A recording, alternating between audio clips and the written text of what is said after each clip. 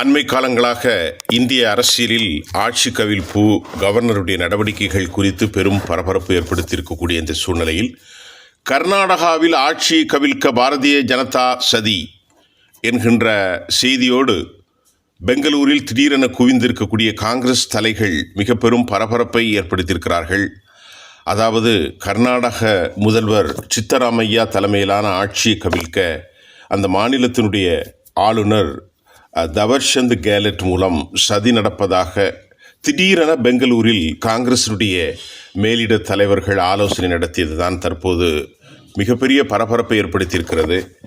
இந்த பரபரப்பிற்குள் இருக்கக்கூடிய செய்திகளோடு கடந்த காலங்களில் பாஜகவினுடைய நடவடிக்கைகள் திடீரென ஒரு சர்ஜிக்கல் ஸ்ட்ரைக் என்று சொல்லக்கூடிய அடிப்படையில் இருந்தது.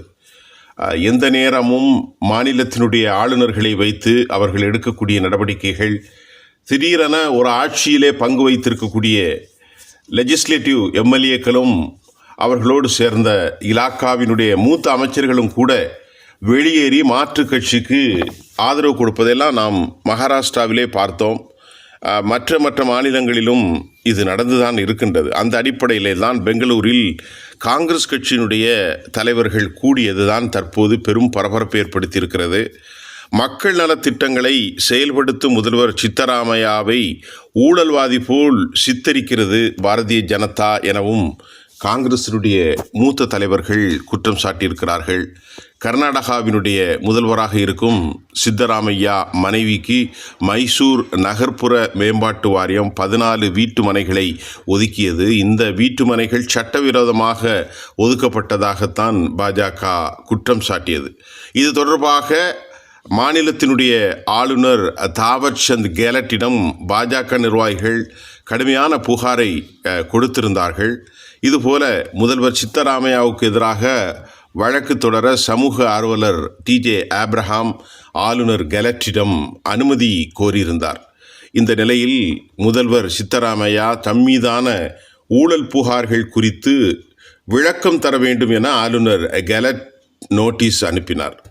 ஆளுநர் கேலட்டிடத்தில் கொடுக்கப்பட்ட புகாருக்கு ஆளுநர் அவையிலிருந்து, ஆளுநர் மன்றத்திலிருந்து முதல்வருக்கு விளக்கம் கேட்டு கேலட் நோட்டீஸ் அனுப்பியிருந்தார்.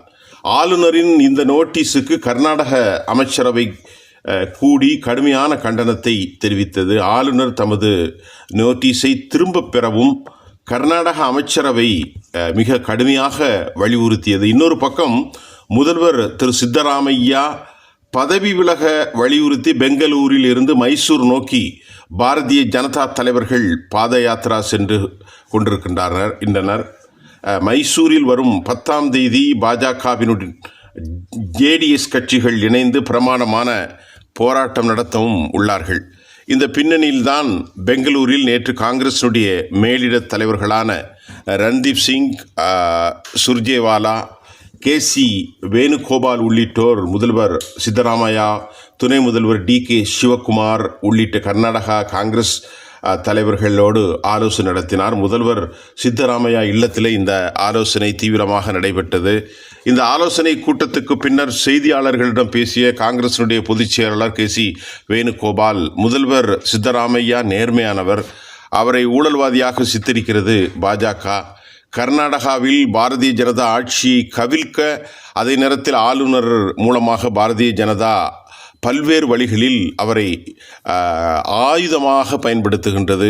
பாரதிய ஜனதாவோடு கூட்டணியில் இருக்கும் JDS, அதாவது தேவேகவுடாவினுடைய குமாரசாமியினுடைய தலைமையிலான கட்சி தலைவர்களின் மகன்கள் மீதான அந்த பாலியல் பலாத்காரம் மற்றும் மோசடி வழக்குகளில் இருந்து பிரச்சனையை திசை திருப்பவே சித்தராமையா மீது பழி போடப்பட்டிருக்கிறது. இதில் பாஜகவினுடைய பங்கு அதிகமானது. மத்திய பட்ஜெட்டில் முழுமையாக கர்நாடகா புறக்கணிக்கப்பட்டிருக்கிறது. கர்நாடகாவிலிருந்து ராஜ்யசபா எம்பியான மத்திய அமைச்சர் நிர்மலா சீதாராமன் கர்நாடக மாநிலத்தை புறக்கணித்துள்ளது குறித்து பாஜக தலைவர்கள் யாரும் இதுவரை பேசவில்லை. நாங்களும் மக்களை சந்திக்கப் போகிறோம், கர்நாடக அரசின் திட்டங்களை பற்றி விளக்க இருக்கிறோம். மத்திய அமைச்சர் நிர்மலா சீதாராமனுடைய கன்னட மக்களுக்கான விரோத துரோகத்தை மக்களுக்கு எடுத்துச் சொல்லப் போகிறோம் என்று காங்கிரஸ் கட்சியினுடைய தலைவர்கள் நேற்றைக்கு கூடி மிகப்பெரிய பரபரப்பை ஏற்படுத்தியிருக்கிறார்கள். பாஜக பல்வேறு நேரங்களில் எதையாவது செய்து விடுவார்களோ என்கின்ற அச்சம் காங்கிரஸ் கட்சிக்கு அதிகரித்திருப்பதால் தான் கே.சி. வேணுகோபால் போன்ற மூத்த தலைவர்கள் கர்நாடகாவிலே கூடியிருக்கிறார்கள். திரைமறைவுக்கு பின்னால் எதுவும் செய்வதற்காக அவர்கள் துணிவார்கள் என்கின்ற கடந்த கால நடவடிக்கை இவர்களுக்கு பெரும் அச்சத்தை ஏற்படுத்தி இருக்கிறது என்பதுதான் தற்போது கர்நாடக அரசின் பரபரப்பாக நம்மால் உணர்ந்து கொள்ள முடிகின்றது.